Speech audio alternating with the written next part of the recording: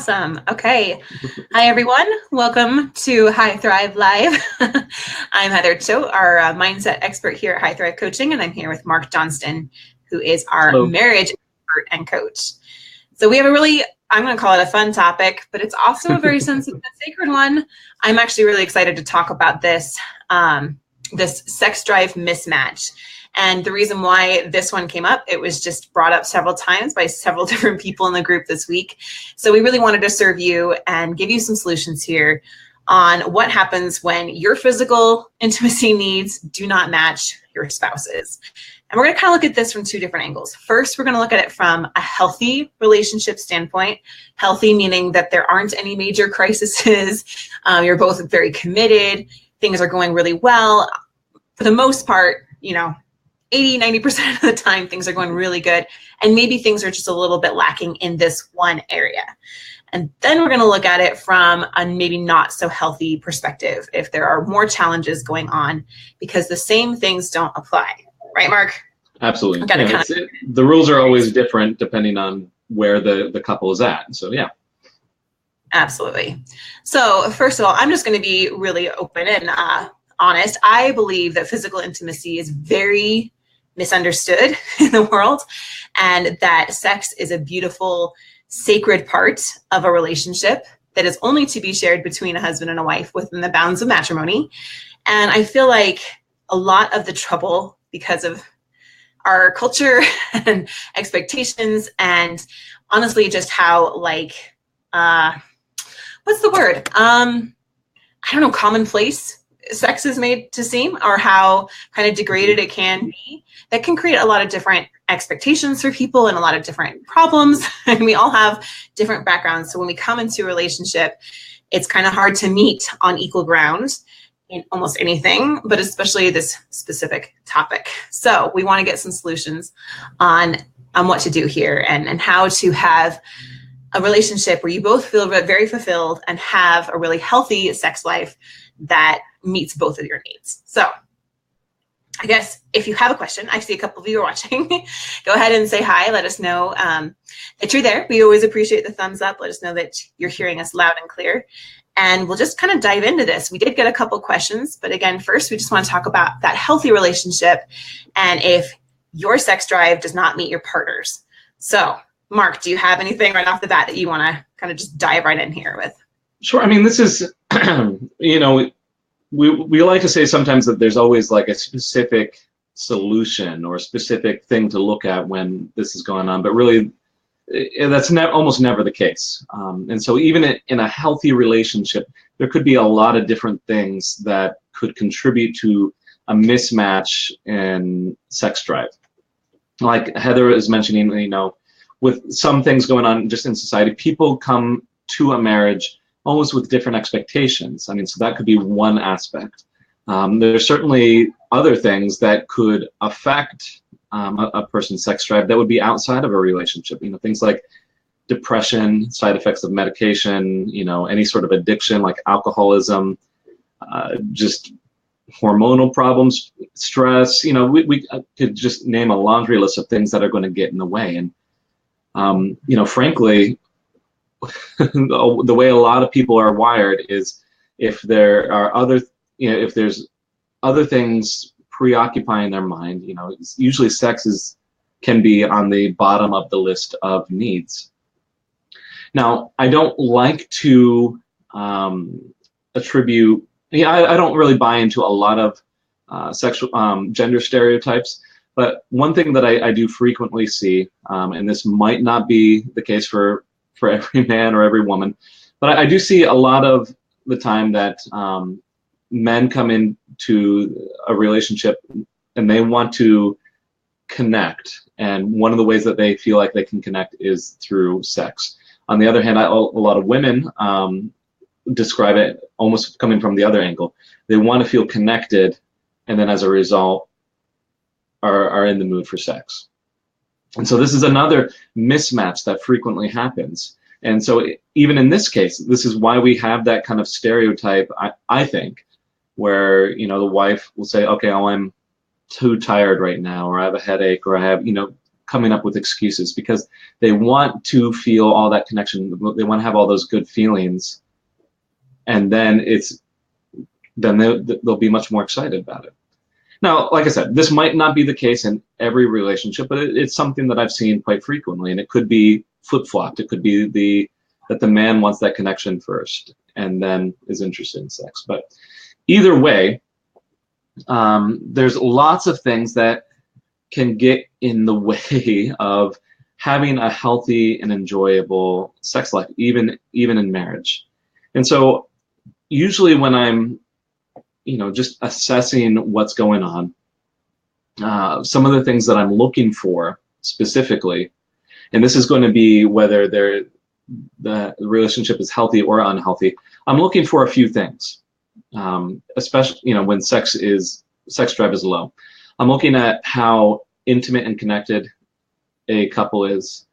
I'm looking to see whether there's romance present, whether there are other sensual type activities that are happening, and just checking in just in general what's going on with the sex life in general. And see, these things are all separate, and I think there's a lot of confusion and a lot of definitions get blurred between intimacy, sensuality, romance, and sex. It's just we kind of lump them all together when they're very different things. Absolutely. I mean, yeah, go ahead. Help a bit of clarity on that. How are they different, but how are they also all connected? Yeah, okay. So let's just briefly run through each of them, right? So intimacy is very much just a measure of how close you can feel to someone else. And we can talk about intimacy in many different areas, like intimacy, emotional intimacy, like how open you can be with your emotions, and whether you can be intimate, talking about your finances, and whether you can be intimate physically and talking about sex or actually engaging in sex. And so intimacy is really connected to how open we can feel, how vulnerable we feel, and how close we feel to another person on a specific topic. And so here we have one aspect. Do you as a couple feel comfortable sexually? Do you feel comfortable discussing it, being sexual with each other, talking about sexual problems, talking about sexual concerns is one measure. Sensuality is another one that's very likely to be confused with sex, because we say, okay, well, sex is a sensual activity. Yes, but not all sensual activities are sex. Right. I take a look at this in particular because a lot of sensual activities do end up contributing to a healthy sexual life. And what I mean by sensual activity is things that appeal to the senses. And these are things that we often mistake as romantic activities. So like a nice hot bath with candlelight and nice smelling candles is a sensual activity. It plays to many senses. It pleases many senses. A nice massage with like nice oils would be a sensual activity. A moonlit walk on the beach is a sensual activity. It's playing to our sense of sight and our sense of feeling, and just all these things, if you think about it, really help us to feel more pleasant with another person. We have this pleasant sensual experience, and we're sharing this with someone else, and it really brings us closer, helps us to be more intimate. And these are things that are very much seen as romantic, which are all going to lead, very likely, unless there's anything else getting in the way, to a sexual relationship, especially within marriage. And so even there, sensuality is not romance either. Romance is still even different from intimacy or sensuality. And how I'm looking at romance is, what are the kind of things that you do to make your your partner's life better without really any consideration for yourself. And the reason why I define it like this is because it's so individualized to every person. Like, for instance, I sometimes have to wonder, with my wife. So my wife really appreciates when I take care of her and I fix, like, I might fix things around the house, and she sees that as something that's romantic, which is not a stereotypical romantic activity. Like going out over and fixing, being a handyman around the house is not stereotypically romantic, but it's something that I might do that's selfless and to enhance my wife's life. It's really about are our partner's wishes and dreams and desires, and what do they want, what do they need to feel fulfilled. So another example, my wife Jen, she absolutely loves personal development, reading books and things like that. And so recently I've taken time, several times a week, and I initiate those topics to discuss with her, and she absolutely eats that up, and really, she tells me she feels very fulfilled with that sort of gesture, and that's romantic to her. And so the question then would be, what does your partner need to feel fulfilled, and what can you do to help that without any sort of other or ulterior motive? Absolutely. And then That's, yeah. go ahead. No, I was going to say, yeah, all those, none of those are sex itself, but all of those contribute to a healthy sex life in some way or another. If someone is feeling fulfilled, and if they're feeling that, all those warm feelings from, having those sensual experiences, and they feel close and like they can trust you, it is all going to lead to a much more healthy atmosphere to have a healthy sex life. Absolutely. Thank you. So for those watching, if that's clear, that makes sense to you, go ahead and leave a thumbs up or type, that makes sense. I understand. Yes. that connection there that Mark's been talking about between intimacy on all levels, sensuality, romance, and sexuality, how they all kind of play together to create a very healthy romantic relationship, right? Romantic, there I'm using one of those words. See, it's so hard because the lines get blurred. But I really think it's important. And as you're looking at your relationship, see where you might be able to improve in one of those areas, what your spouse's needs are in those areas. So that brings us now to, can you just give us a few pointers? Because I think, good, I'm glad, Gwendolyn. Hi, nice to see you. She says that makes sense. How could you, just briefly, Mark, guide someone to have a conversation about this? Let's say that, because we have several questions about this, that one partner would really like to have more physical intimacy, more sexuality in the relationship, and the other one has a kind of a really low sex drive, doesn't really feel in the mood very often. How could we guide someone in a conversation to have that in a healthy relationship? Now, remember, first we're talking about healthy relationships, okay? Yeah. So in a healthy relationship, how could, and I'm sure there's also parallels for not healthy, but just going with really clearly Sure. to help people the best, to guide them on how to have a conversation like that, to be able to get needs met there and meet their partner's needs, that kind of thing. Yes, and that's an excellent question, because what I see, even in marriage, even in many close relationships, sex is a bit of a taboo subject. We don't want to bring it up, and we don't want to talk about it, because the fact of the matter is, it's a sensitive topic. And really, when we look very closely at this, there is a lot of risk involved in bringing up this topic. And the reason why I say that, this goes back to that idea of intimacy, and how open do we feel, and how vulnerable can we be with our partner. Because of this taboo about talking about sex, there's all this kind of these hang-ups, like, okay, these thoughts surrounding the topic. Okay, what if I talk to my partner and they don't accept it? What if they reject that idea? What if they don't want the same things that I want? And all of these thoughts running through our head, it's really about a sense of fear or insecurity on this one topic. And so, there's going to be different things that can be done here. When I talk about increasing intimacy, being able to go deeper, it's very much about creating trust and creating a safe space for that topic. Some things that can be done is just, setting the stage and making sure that, that the topic itself, that the discussion is going to be free from any sort of negativity or judgment.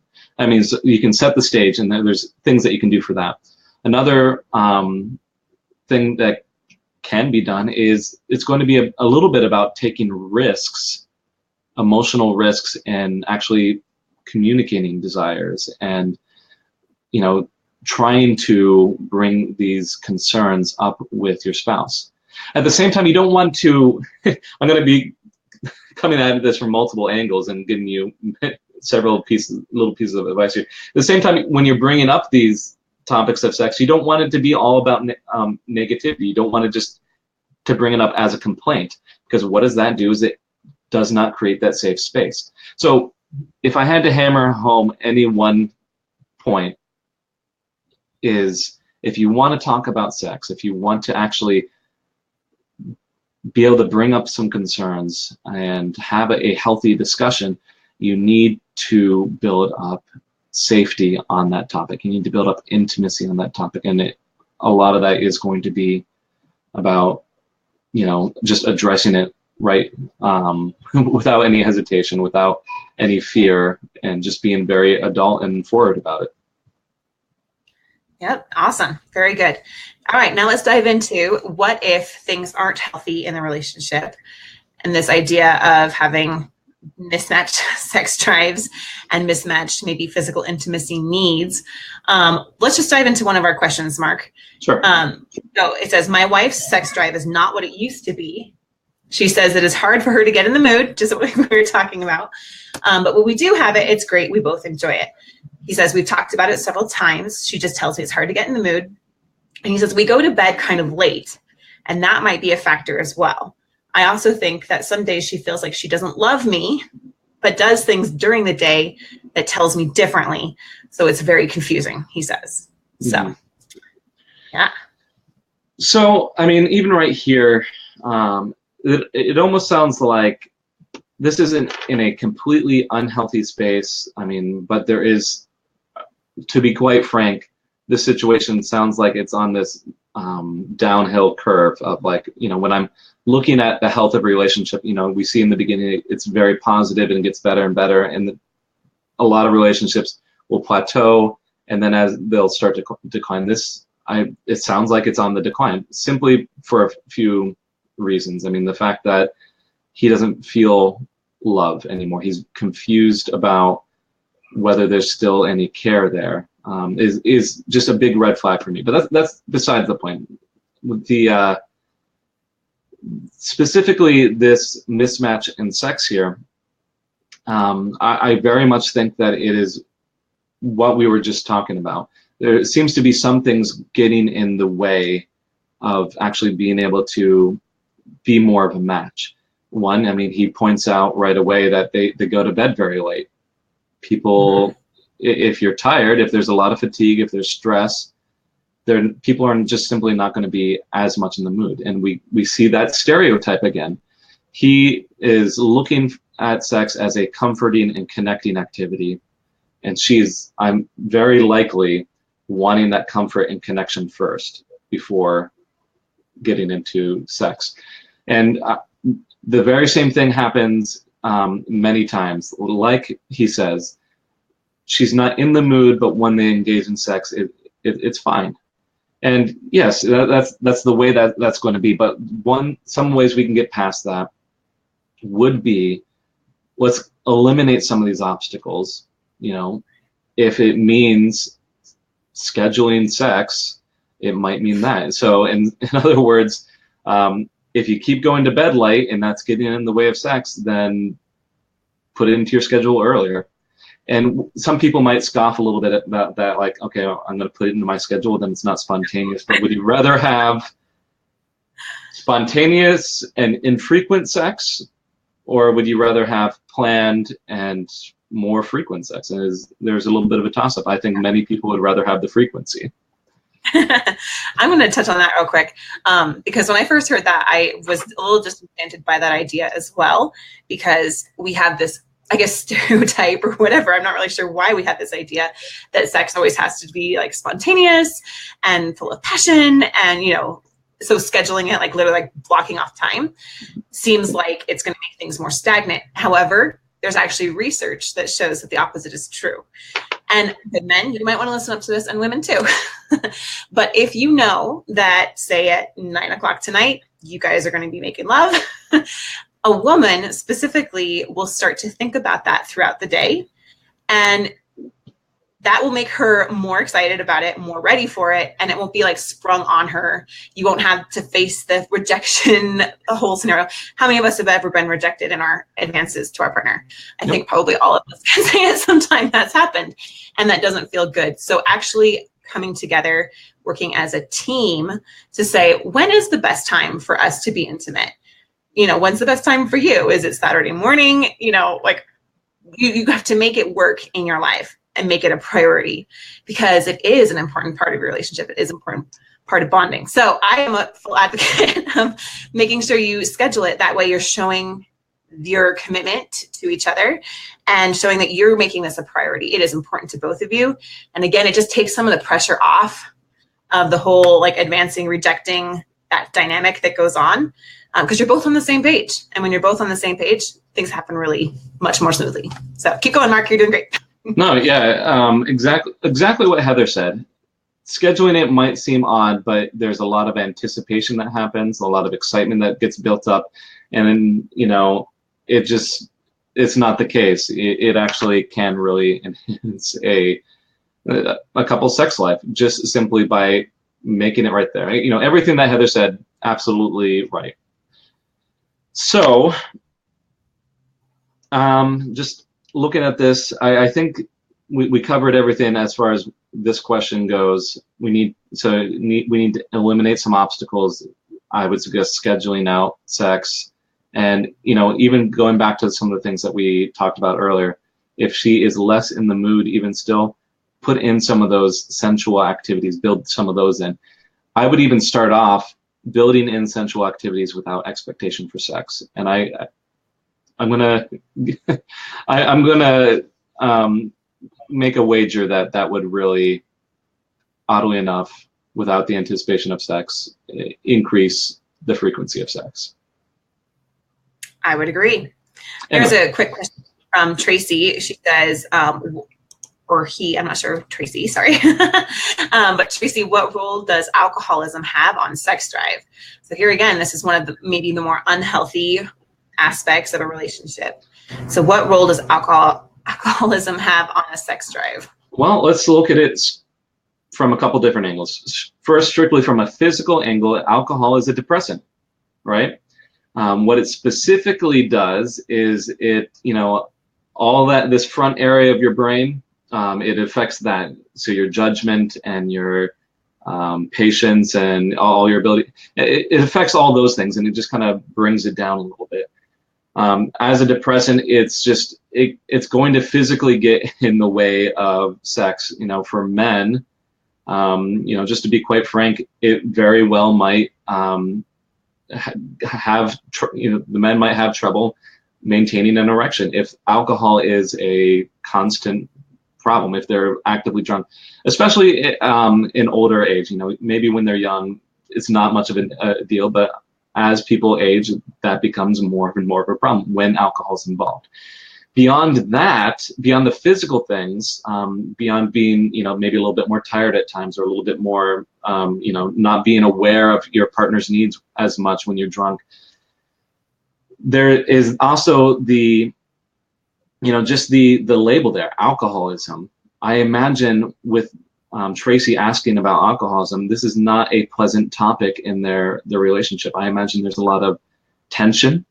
I would just wager that there's arguments surrounding alcohol use here, and that tension and those arguments and those fights are further going to make things less safe and therefore less intimate.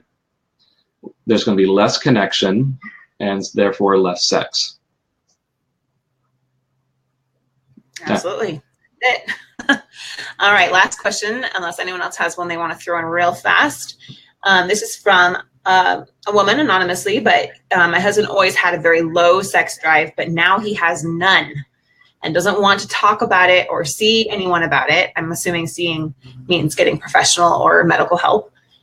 I am a jealous woman, but it's more when we go out and I see him trying to get eye contact with another woman. So, a couple of red flags here. Right, Mark? Yep, yeah. And someone just mentioned like that, just going back to the other question, that sometimes alcohol ruins the evening. And yeah, it's hard to say 100% of the time that alcohol does this or that.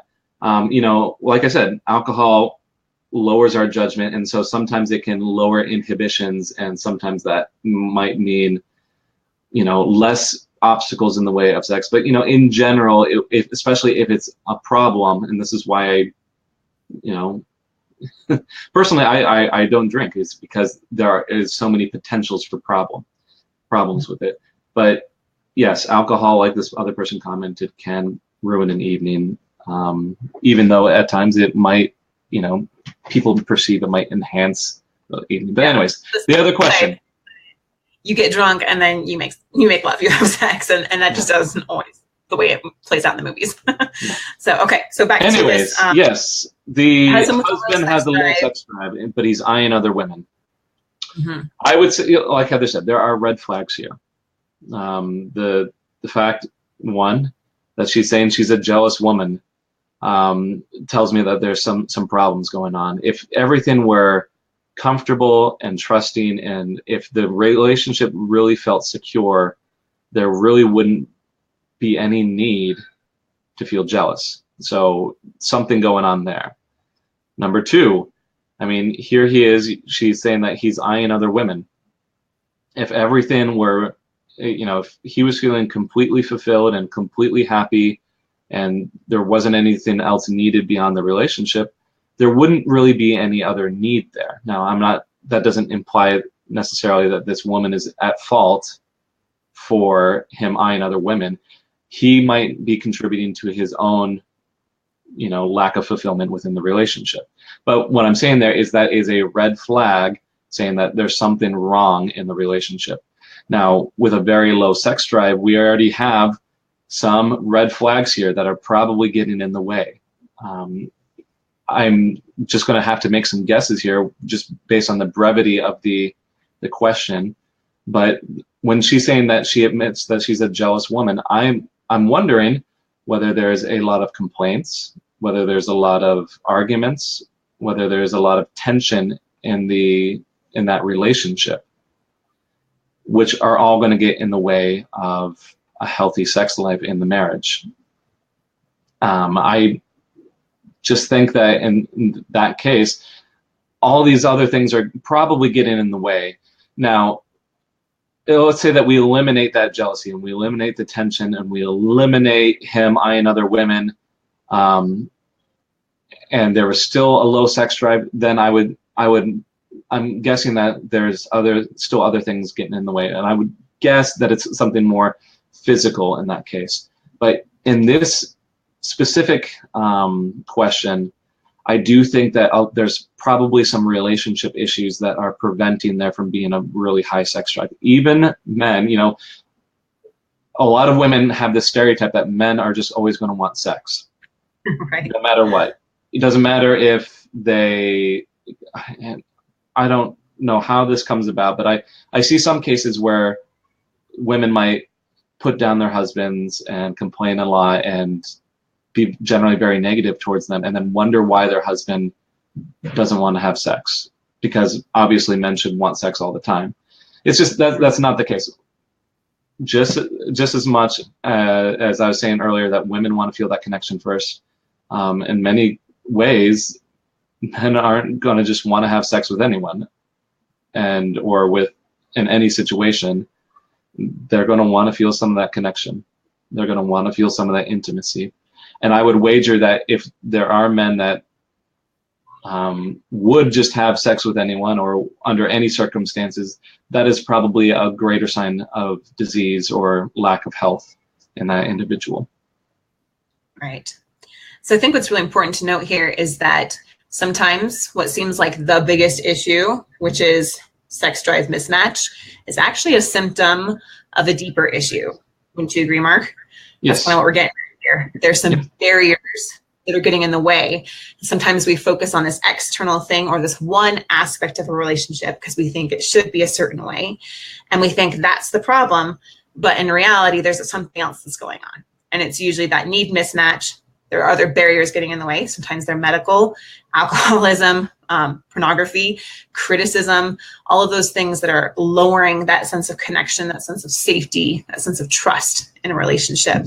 So I think it's really important that everyone understands you can't just address the symptoms. We have to get to what's really causing those issues to come up and manifest themselves in the relationship. So if you're struggling with that, and if you really feel like, man, I don't know what it is, I know something's off, then I really recommend that you take some action, and you're welcome to reach out to Mark or I. We can help you pinpoint exactly what's going on in the relationship, because each one is so different, to really identify what that root issue is. When you fix that root issue, then the rest of the relationship can flourish. Your sex drive they still might be mismatched. Like, we can't ever expect our partner to be on the completely same level with us all the time, because that's not realistic in any aspect of a relationship. However, it's that sense of teamwork, that sense of trust and unity that makes life a beautiful ebb and flow. So Yeah, I would like to say, yes, you might actually have a mismatch in sex drive, but when you eliminate all those obstacles, it allows you to actually address those issues and address that mismatch and probably come to a happy medium. right. Yeah. Yes. So we're a little bit running low on time. I appreciate that. We got a couple more questions. Feel free to reach out to Mark or I if you want to talk about it more, and we might reach out to you if you left a question we weren't able to answer live here today, but we do appreciate you. I just wanted to share, oh, nowhere to go. Come back here. John's comment from earlier. He said, it is easy, therefore, common and dangerous to consider sex as the sole indicator of love. Love is so much more than the sexual union. And I would agree with that. The sexual union is a beautiful, wonderful part of the sacred marriage relationship. And I believe that makes us the most close to God-like that we can possibly become. That's how we procreate and create life. And it's beautiful and it's sacred. I'm just going to add a little bit of my personal story to wrap things up. But as some of you know, Ben and I have gone through many different challenges, and sometimes the sex drive mismatch was definitely going on, especially when I was going through cancer treatment, or if any of you guys have ever had children and you know they're tired and late nights, and there's sometimes external things that prevent us from really having the full physical, intimate experience that we'd really enjoy. And if you find yourself in a situation like that, the true expression of love, which I think John is getting at here, is that we have compassion and empathy for our spouse, and we stand by them even in those times. I'm so grateful that my husband stood by me as we went through some medical challenges, and that he had compassion and empathy for me, and striving to have that same for him really helps us come together as a team. It helps us get on the same page so that we can be unified in all aspects of marriage, including the physical intimacy side. So we appreciate you guys. We encourage you to work on some of these things. If you have a specific distinction, something that really stood out to you, go ahead and leave a comment below. And Mark, any final last words for us? You know, I think we've covered it all, but yeah, like Heather said, if you guys have questions, please let us know. We would love to help you with this. Absolutely. I know a lot of you have grabbed our free guide. We have a free Increase Intimacy in 4 Days guide, and that might help get you a little bit going further a little bit in this area as well. It helps you diagnose kind of where you're at, evaluate where you're at in your intimacy level, and then gives you some actionable steps on how to increase that. So I will drop that in the link for anyone who hasn't yet grabbed that. I know we have a good amount of new members in the group, so we appreciate you guys. And we're here to help you and see that your marriages thrive. So thanks for joining us, and thanks, Mark. We'll talk to you guys next time. See you, everyone.